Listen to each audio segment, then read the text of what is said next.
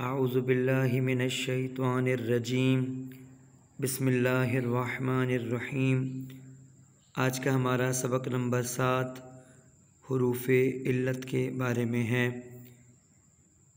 अलिफ से पहले अगर ज़बर हो और ज़ेर के बाद जज़म वाला या आ जाए या पेश के बाद जज़म वाला वाव आ जाए तो एक अलिफ के बराबर खींच के पढ़ते हैं। जैसे बा अलिफ ज़बर बा, ता अलिफ ज़बर ता, लाम अलिफ ज़बर ला, मीम अलिफ ज़बर मा, सीन अलिफ ज़बर सा, जीम अलिफ ज़बर जा,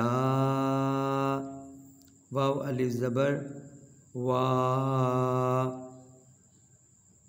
यहाँ ज़बर के बाद अलिफ आया है इन तमाम अल्फाज में, इसलिए हमने एक अलिफ के बराबर ज़्यादा किया है, आवाज़ को खींचा है। यहाँ ज़ेर के बाद जज़म वाला या है, तो जिन अल्फाज में ज़ेर के बाद जज़म वाला या आता है तो ज़ेर वाले हुरूफ को एक अलिफ के बराबर खींच के पढ़ते हैं। बा या ज़ेर बी, सा या ज़ेर सी, फा या ज़ेर फी, लाम या ज़ेर ली, सीन या ज़ेर सी, मीम या ज़ेर मी। अगर पेश के बाद जज़म वाला वाव आए तो भी एक अलिफ के बराबर खींच के पढ़ा जाता है पेश वाला हुर्फ। बा वाव पेश बू, हा वाव पेश हू, मीम वाव पेश मू, दाल वाव पेश दू, या वाव पेश यू, काफ वाव पेश कू।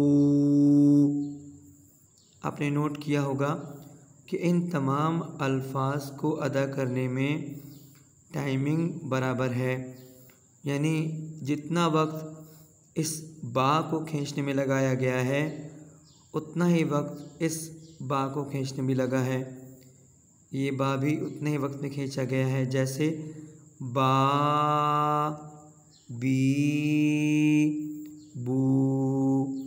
इस तरह ये सारे अल्फाज एक अलिफ के बराबर खींचे जा रहे हैं। ये जो अलिफ से पहले ज़बर आया है, तो जब भी कभी ज़बर के बाद अलिफ आए या ये कहें कि अलिफ से पहले ज़बर आए तो वो जो अलिफ होता है अलिफ मद्दा कहलाता है। जज़म वाले या से पहले अगर ज़ेर आए तो जज़म वाला या मद्दा कहलाता है, और जज़म वाले वाव से पहले पेश आ जाए तो जज़म वाला वाव मद्दा कहलाता है।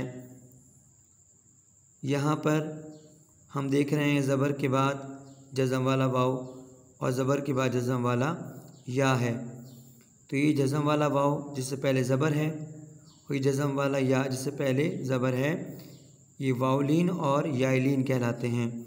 पढ़ते कैसे हैं? बग़ैर खींचे हुए।